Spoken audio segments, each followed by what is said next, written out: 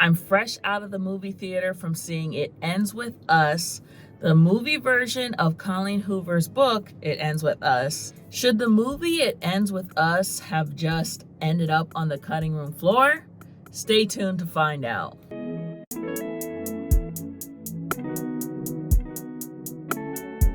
It seems like since the time the book started going viral on TikTok to now that the movie is already out, it seems like it just completely flew by. Like it happened all so fast. So the film stars Blake Lively and Justin Baldoni, who both also produced the film, and Justin Baldoni directed the film. Now, when I heard that the guy who directed the film also was the main co-star, Ryle, I felt very suspect. I usually don't like this. I've talked about this before. The directing and starring in a movie to me just seems very like, I don't know, it makes me uncomfortable. I'm like, what were you thinking in your head? The last time that I did it, I said, never again. I will never do it again.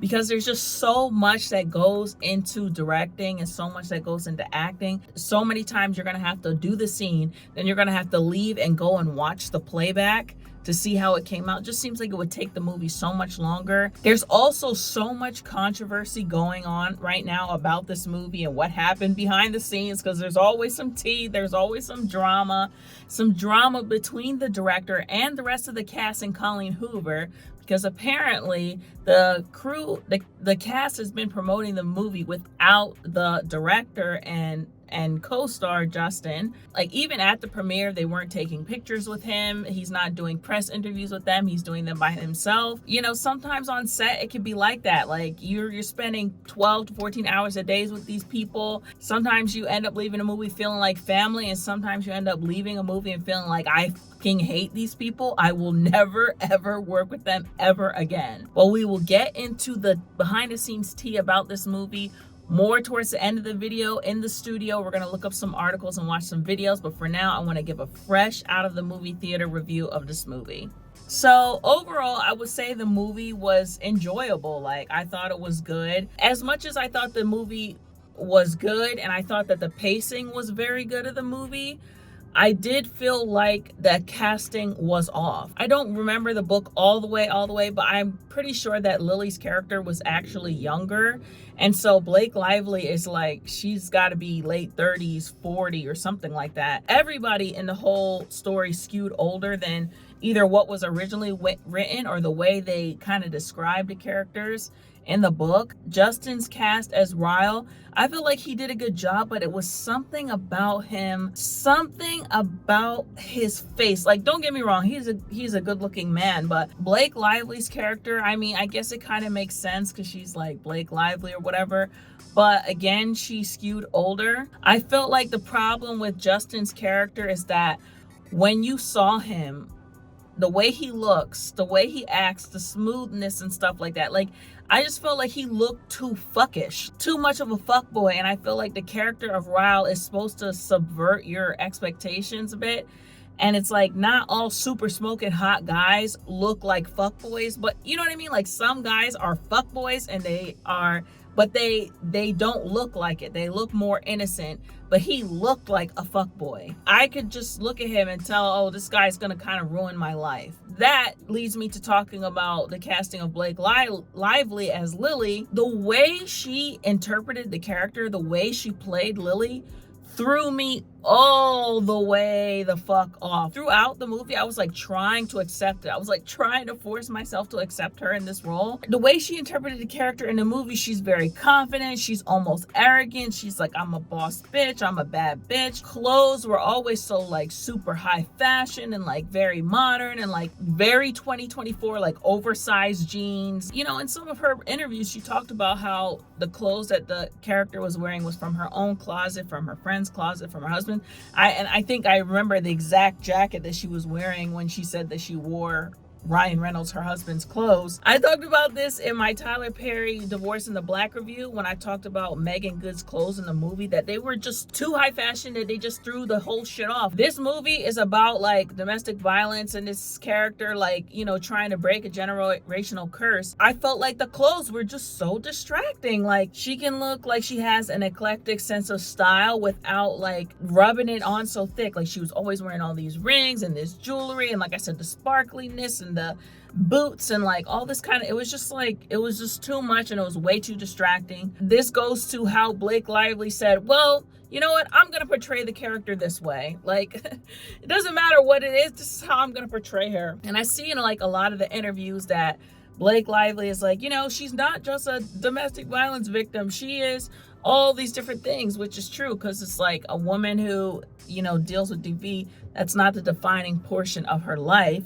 Well, we talking about this movie right here. We talking about Lily Blossom Bloom with her stupid ass name. And I complained about this when I did the book review, that their names were so weird. Like Lily Blossom Bloom, Ryle Kincaid, Atlas, whatever. It just was too like Jane Austen 1895, whatever the fuck Jane Austen wrote her books or whatever. And on screen, when it's translated to a movie, it sounds even stupider. Like, it sounds even dumber than it did when it was in the book. On a certain sense, it's like, okay, because victims of DV, it could happen to anybody, right? It could happen to the quiet girl.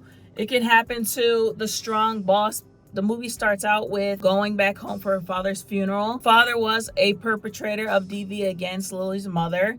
And so this created a very tumultuous relationship with her father that she ended up, from my understanding, moving out of home. She goes to her father's funeral. Her mom's like, please just say 5 nice things about him, please. And she goes to the podium and she has this napkin, 1, 2, 3, 4, 5 written on it. And it's completely blank. Lily ends up leaving the funeral and she needs to go take a moment to herself, and she ends up on top of Ryle's building, who bursts through this door and kicks over a chair. And, you know, for whatever reason, that draws Lily into him. The chemistry between the two actors, it did feel real at certain points, but at other points it felt like, but it was like that in the book too. It did that very much give 50 Shades of Grey. Like, he was very, very, very, very into her. And maybe he was into her because of her elusiveness. Like, he's a guy who doesn't like commitment and relationships. So a woman who's like kind of cold and cut off is like, you know, appealing to a guy like this. Like, this is just basic psychology right here. She's cold and turned off, and she's a free bird and free spirit. And he's a controlling guy. So that's what he wants, right? He wants the free spirit. He wants the free bird. He wants to chain her down and put her in a cage. This is basic psychology. This is standard anxious avoidant malarkey, right? So Lily blows him off for a while, and then, you know, eventually they end up, you know, getting together. Ryle's sister ends up, you know, works at her flower shop, and the sister's husband is like this comedian. I don't remember his name. That kind of felt very like distracting, especially because he was like a tertiary character that was like, they could have just gave it to some random or somebody else, because it's like, you got this comedian guy here, and it's like, I don't say he didn't steal all the scenes, but it was like, popular comedian is in this over here. Like, is he gonna do something? Like, what are we waiting for with him? And nothing ever amounted to him being in the movie. He was just in there. You know, I remember in the book, the flower shop sounded really weird. I mean, it sounded weird. It like had black paint, and like it was like, you know, different type of style. It's supposed to be a flower shop for people who hate flowers or something like that. It definitely gave that vibe, like the translation of it, but it was like, everything did feel too much. Like, it was just too much. The clothes, the paint, the wallpaper, the trinkets, the flowers, the eclectic flowers. Like, it was just like a lot. There were a lot of moments where I'm like watching and I'm like, it's just like so much going on. The clothes, the hair, the rings, the flowers, in a fat flower cage. So what kind of fucking flower is that? One thing I will say that I'm so happy that they changed in the movie compared to the book was that Ellen DeGeneres bullshit that they had. That was one of the worst parts of the book that I feel like ruined most of the entire narrative, was the whole storyline of Lily writing these weird diary entries to Ellen DeGeneres. And that did not happen in the movie. Thank you, Lord Jesus, that did not happen in the movie. There was one scene when she was sitting down with Atlas to watch TV, and you could hear it faintly in the background that she was watching Ellen. I'm so glad that they removed that from the scene, from the movie. And like the flashbacks with Atlas, I thought that they were good. And I noticed that the actress that was playing the young Lily, she kind of took on the same mannerisms as Blake. I don't know if Blake directed her in this way to like, you got to act like this, you got to be more tough, you got to be more, budding bad bitch, on the rise. I don't want to say you got to be meek for me to feel bad for you, but it's like, I don't know, like something about the way they portrayed it, it was just like too rough around the edges. But I felt like the actors, they looked alike, right? Like her and the younger Lily, I thought it was good casting in terms of looks. But her relationship with Ryle, they show us the montage and all this kind of stuff. And it builds up, and then we, Atlas comes into the movie, and I did like the energy that that actor brought to the role. Like he brought like that intensity. Like honestly, their dynamic to me read very much Sex in the City. Lily came off as like Carrie Bradshaw, and like Ryle was like Mr. Big, and Atlas was like Aiden, that rustic kind of like woodsy man, like, whereas Ryle was like the big city, rich, wealthy surgeon, like at the hospital. Like, now this movie is like the two men coming after the woman type of thing, which is like, bitches love that shit. Like, we love that shit. We love to read books like that. Like, I was definitely a Twilight teen, okay? Like, actually, when I think about it, that's also the same kind of like Mr. Big, like wealthy, which is like Edward, versus like the woodsy artisan type, which was I forget what his name, Jacob, Taylor Lautner's werewolf. So I did like the way the vibe that actor brought to the role. Like he definitely gave that woodsy artisan, like intense, like, I loved you, Lily Blossom Boom, from the time that I met you when we was 15. I was interested to see, like, I was like, when is the DV? When is he? Because I know what's going to happen. And they did build it up for a while. And so I thought I liked how they depicted it. You didn't really know what happened. You saw she got hit. It just kind of cut. You don't know what happened. They showed it that it was an accident. But then as you find out later in flashbacks that it was an accident, he straight up hit her, which in the book too was like, she wasn't sure if it was an accident or not. And he was gaslighting her into it. And the same thing about when she fell down the stairs, he was gaslighting her into that. Sorry, going back earlier in the film, in like the first scene when she first meets Ryle, she said something about, I am an unreliable narrator. I don't know why the fuck they put that in the movie, because like now I'm questioning the entire fucking movie, calling into question everything that's gonna happen to her. So compliments I gave, like the book and stuff, like I do like the nuance. The fact is that Lily did some stuff that was fucked up a couple times. It was more apparent in the book, but she did some fucked up stuff with Atlas that was kind of messed up. I was understanding why Ryle was so upset with her, but it's like, no matter what someone does, it does not give you the right to put your hands on them. I like that they created the nuance, and like she went back, and like, because that's really how it is. Of course, I love the whole breaking generational curses aspect of the movie. Generational curses have a grip on us all, and the movie's moral of it's gonna end here reminds me of a quote that I heard in Joel Osteen sermon, where he talked about, at some point you have to say, like, it was passed down to me, but it doesn't have to get past me. But anyway, as they show the escalations of the events, Blake Lively, I mean, she seemed like she handled it okay. I don't know, I just didn't find her completely believable. I think the way she played the character was so, like, she played it too arrogant, too cocky, and like the girl to me felt more naive and stuff like that. I watched some interviews with the director, and he gets it. Like, he's been promoting this movie as a DV film, and this is the big controversy, is that he's been promoted as a DV film, and Blake Lively has been promoting it like it's like a rom-com, or it's like a, come on, go out there and go see this movie, when it's like, it's clearly addressing some serious subject matter. But I guess she's trying to say, well, this is not all the characters, this does not define the character's life. And I'm like, yeah, it does. This does define the character's book. This is the whole point of the book. There's creative differences. It happens on set all the time. Like, and I've directed actors and seen how they interpret it like this. And I'm like, no, it's a little bit like this or something like that. And so far it's gone over well, but it doesn't always go over well, because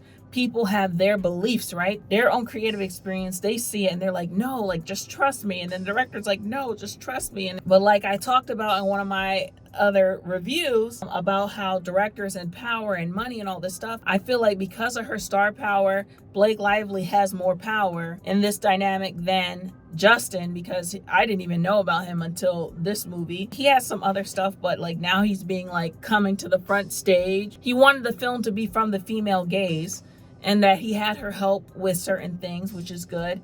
But there was also rumors that she kind of like maybe overstepped or like took over like certain things. The whole hierarchy thing on set is a real thing, especially if you're like a top person, which like Blake Lively is like top. I don't know if she should be up there with the top with all that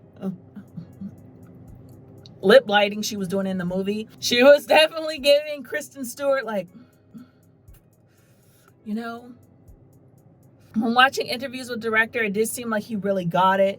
It did seem like he really wanted to make this movie to make a difference. He had the rights to the movie before it blew up, before he knew that he was going to get mad clout from it. He already did it because he said that he read the book and that he cried afterward and that he called, you know, Colleen Hoover's people right away. He really wanted to make the movie. You know, you never know what people have been through. Like, you never know. His mother could have been a victim. His sister could have been a victim. His father could have been a perpetrator. His father could have been a victim. You never know. Perpetrating is popping off. Ryle he's becoming such a wicked person. And as we know, when he was a kid, he accidentally pew-pewed his older brother in the face during a game with their family's pew-pewer.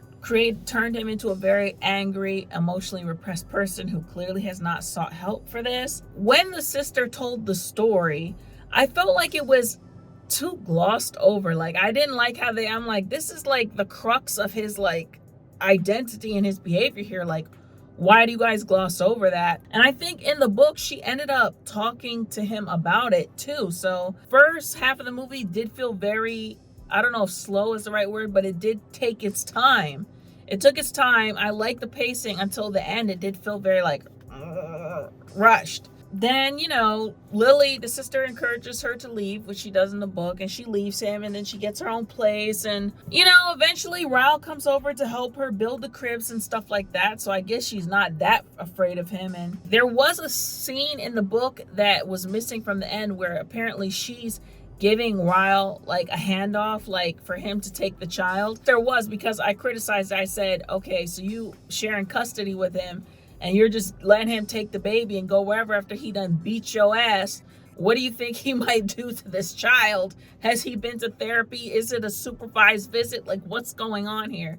So I guess they probably just took that out of the movie just to like not make you have these complications. They want you to have like a feel good, happy ending type of thing towards the movie. You know, when he was over at her house, you know, it did still give that like blurry line of like, are they together? Are they not? And it showed that he was still wearing the ring. So the ending of the book and the movie was supposed to be pretty powerful, right? You know, so she invites Ryle into the bed with her to hold the baby. She gives him the baby and he's just like, you know, he's just melting, you know, with his daughter. And she's like, I want a divorce. For a second, he gave her like that Ike Turner look almost a little bit.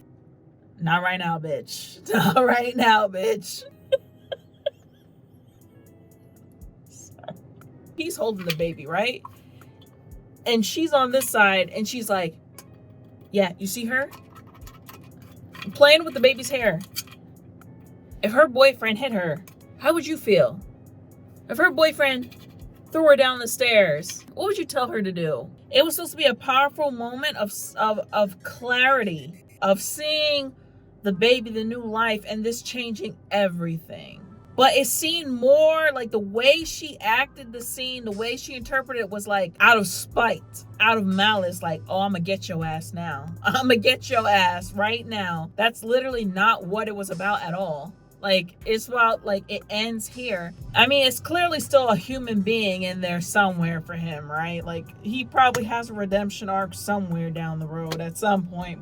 And there needs to be a path for that. There needs to be a path for people to redeem themselves, even perpetrators. I mean, it's just true. And like the same way she's coming off in these interviews as tone deaf and just like, ew, like cringy, like what is going on with you? That's how she came off in the scene. Like, she came off very spiteful and like malicious. Like she was doing it to hurt him rather than to do what's best for the baby. And then afterward, they show her you know, with the baby is like 2 years older. And she runs into Atlas again. All right, let's do this. We about to do this now. So I thought the movie was entertaining. Like, I definitely will give it a second look.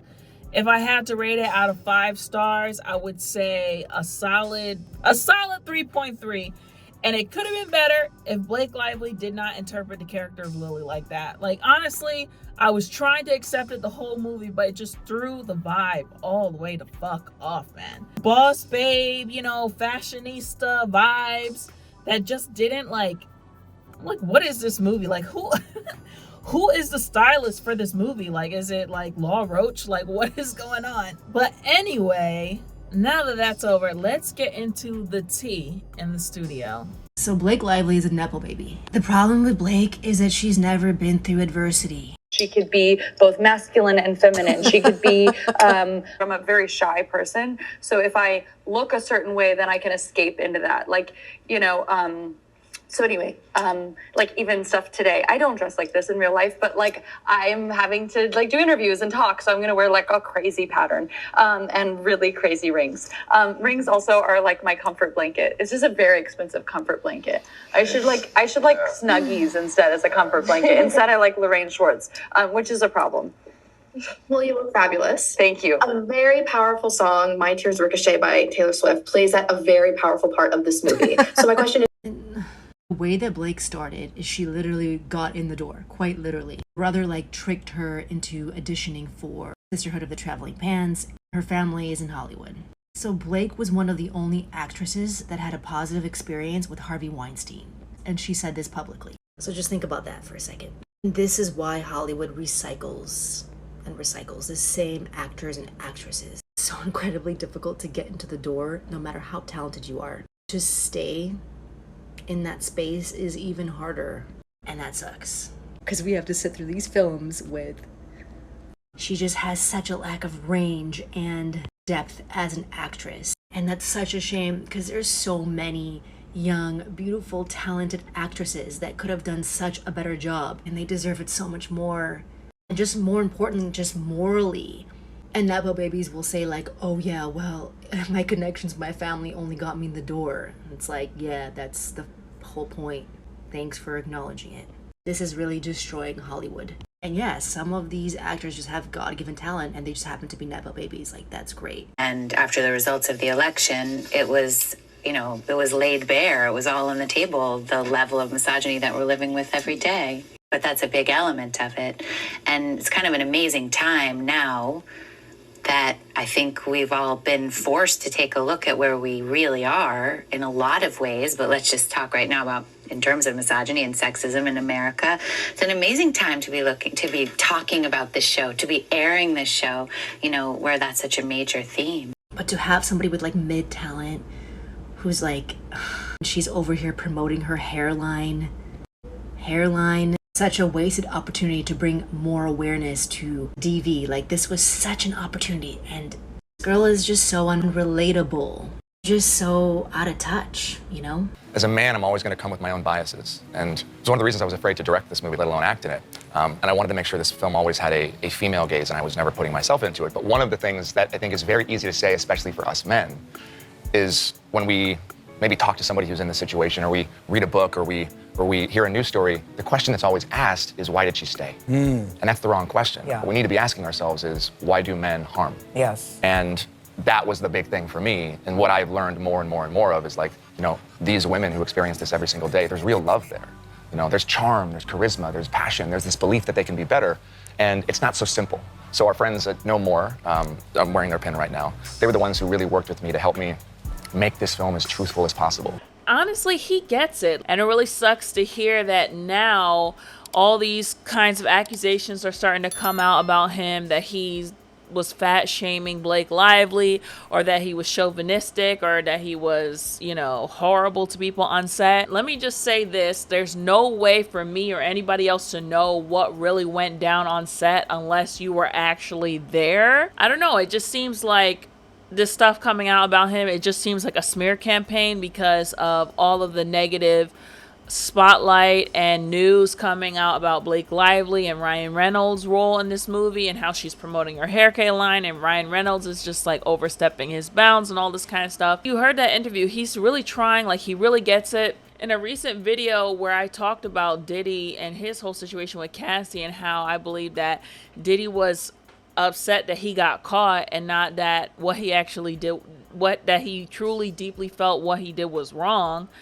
I said in that video that the next DV campaign needs to be led by a man. This is not a women good, men bad, okay? This is not that. But women have been saying for years now, you guys need to talk to each other. You need to speak out about violence against women. Why is there not a big organization that's like stopping men from violence against women? Why are there not bigger campaigns about this? Like, if you talk about teaching boys consent, like let's say on Twitter is successful, but you talk about that on Twitter, you talk about that on Instagram. Oh, why are you making it seem like all men are rapists? Oh, well, why are you making it seem this? Why are you making this? Oh, this is some woke ass bullshit. This is not like any kind of sexist anything, because DV goes both ways. But like I said, during Domestic Violence Awareness Month, that needs to be the face of that campaign needs to be a man. When you have a man who is doing the right thing, gotta applaud it, man. You gotta applaud it. This crap that's coming out about the director said Justin Baldoni, she felt kissing scene lingered too long,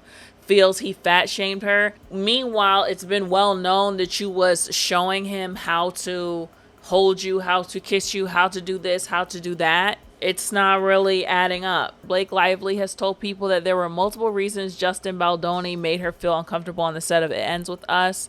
Sources with direct knowledge tell TMZ there was a scene in which Justin lifts Blake into the air. According to our sources, Justin has a history of back problems, and before lifting Blake, he went to his on-set trainer and asked her how much she weighed and how could he train to protect his back from injury. Yo, it sounds funny when you read it, but it's like, as someone who is actively fat, I don't think that sounds like fat shaming. He might have, went to his trainer and said like, okay, how can I be able to pick up 150 pounds properly? As someone who has done physical therapy in the past for lower back problems, the physical therapist had to show me how to lift things. My job as a photographer, videographer, and camera assistant, production assistant, I have to lift things. I have to lift cases. I have to unload and unload. And literally in physical therapy, the therapist, had cases for me to pick up and lift to show me how to properly lift this stuff. So this is just ignorance right here. We're told this comment really bothered Blake, who gave birth to her husband, Ryan Reynolds' fourth child in February 2023. Girl, please, come on. Our sources tell us the second incident that allegedly made Blake feel uncomfortable on set is when the two engaged in a kissing scene and Blake felt he lingered longer than he should have with the kiss. There's definitely bad blood between the It Ends With Us co-stars, but sources told us Justin's not the clear-cut villain, as some people who worked on the film are standing by him. This is just a clip of her showing him how to hold her, or how she wanted to be. She's like directing him, like I was saying earlier about the rumors that she may have overstepped her boundaries. Like, people are upset and they're saying that Colleen, I don't know, maybe that she's like all glitz and glammy of like, her book being made into a movie, and that it also seems like she's not taking the subject matter seriously, which I'm just like, if the author ain't mad, then how can you be mad? Blake Lively appears to respond to backlash to tone-deaf publicity for It Ends With Us. It's going to get into the Colleen Hoover stuff, and I'm going to show you, because I actually called her out myself about this a couple months ago, I believe. She was acting real funny style in this clip. So if someone understands the themes of this movie, comes across you in public, and they want to really talk to you, what's the best way for them to be able to talk to you about this? How would you recommend they go about it? Like asking for like my address or my phone number or like my location share. Or I could just location share you, and then we could I'm just social security number. I'm a Virgo, so I'm like, are we talking logistics? Are we talking emotionally? Cringe. Like, what was that? Like, what the fuck was that, girl? Blake Lively appears to have responded to backlash after being called tone deaf for her approach to promoting her new movie It Ends With Us. The Age of Adeline star, who is known for her upbeat demeanor and comedic rapport with husband and Deadpool star Ryan Reynolds, has been accused of striking the completely wrong note in promoting the new movie, which covers themes of DV and abuse. Social media compilations of the star being interviewed appear to show Lively adopting a lighthearted, humorous tone without explicitly addressing her character Lily Bloom's experience of abuse. Criticism has focused on Lively promoting her new hair care line during her movie tour, encouraging cinemagoers to bring their florals in an echo of the wear pink trend around Barbie last year, and for avoiding explicit mention of DV. That's fucking weird. Like, I guess she's like, I don't want this to be all about that because this character is so much more. The book was about that. The author wrote this movie for her mother's situation who went through this. Why is she trying to hide that aspect of the movie? The news comes amid rumors of an ongoing feud between Lively and Baldoni, as the director is reported to have hired Johnny Depp's crisis manager and PR veteran Melissa Nathan, according to Deadline. Damn, he's hired a crisis manager? Yikes, man. I feel so bad for him. Hundreds of social media critics have flooded Lively's comments, suggesting that she has misread the room. Commercial tie-ins promoting the film have also raised eyebrows, including the actor's themed cocktails. One is called The While You Wait and is named after a character in the film who throws Bloom down the stairs. Speaking of throwing Bloom down the stairs, I made this video on TikTok some months ago. Okay, guys. Prepare for the biggest grift you've ever seen. Like, this is one of the stupidest things I've ever seen. It ends with us makeup. Olivia June and Colleen Hoover. A book, nail polish nail crossover. What is this? What the fuck is this? Oh, look. These are the nails that fell off when Lily was pushed down the stairs by Ryle. And these were the nails she scratched him with when he bit her on the neck or whatever. Bruh, everybody don't need a beauty product. Everybody does not need a beauty product. Like, dude, what the hell was that? Like, why do you need... It ends with us nails. This is the lip gloss she wore when she got punched in the face by Ryle. What is it? Capitalism, right? Corporations ruining everything. Corporations get a hold of it, and now we have DV nail polish. Come on down to Target and get your DV lip gloss. This is the movie Idiocracy in real life. Following the criticism, Lively shared a message on her Instagram stories on Tuesday, August 13th, writing, 1 in 4 women aged 18 and older in the U.S. alone have been the victim of severe physical violence by an intimate partner in their lifetime. On her freaking story, not even on her page. And she's the star of the movie. That's messed up, yo. I'm telling you, man. These people, man, they live in a totally different reality than the rest of us commoners. Intimate partner violence affects all genders, including more than 12 million people every year in the United States. Everyone deserves relationships free from DV. She shared a link to the National Domestic Violence Helpline as a resource alongside the post. Some believe that the Gossip Girl alum is being given an unnecessarily hard time, arguing that she simply chooses to see her character differently to her male co-star Baldoni, whose promotional appearances around the film have been markedly different. In an interview with Entertainment Tonight, Baldoni was congratulated by an interviewer who told him, "This is your night, mister." The actor was somber as he responded, "No, this isn't my night. This is a night for all the women who we made this movie for." So it does seem like they both had completely different motivations for making this movie. It seems like perhaps maybe Blake may have made this movie for the clout, for the accolades, and I don't know, but he made this because it touched him personally, and that is the struggle, man. Listen, everybody in this filmmaking business in Hollywood is not in Hollywood because they are just like loved movies from the time that they were 3 years old, and they just love to escape, and they just need to express themselves creatively, and they have a vision, and they have something that they want to tell the world. Everybody is not in this business because of that, okay? People are in this business for all kinds of reasons.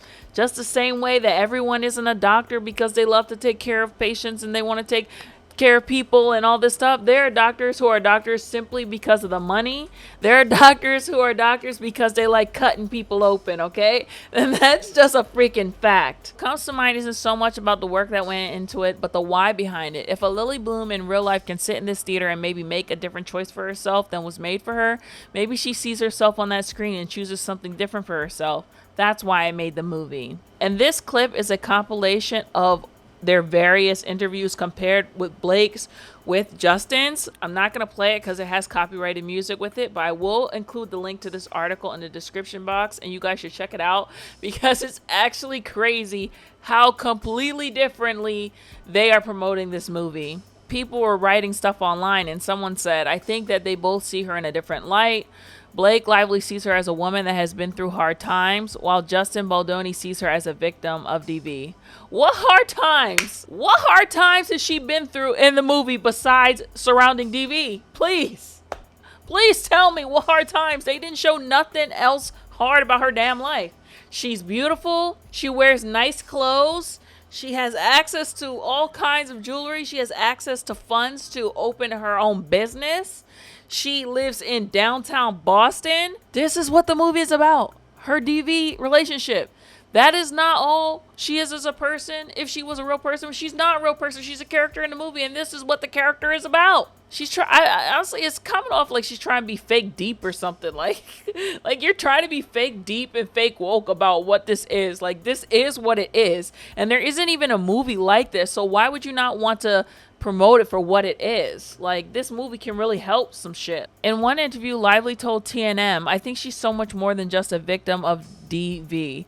That's something that happened to her, but nothing any one person did to her can define her. The movie does not say that at all. Let me just let you know. The movie does not show us that at all. It's not in the script. Even about her business is all visual. Like, they showed her doing the flowers and stuff, but they didn't like show it. Like, they didn't like make it a focal point. It was more so like a plot device to pass time.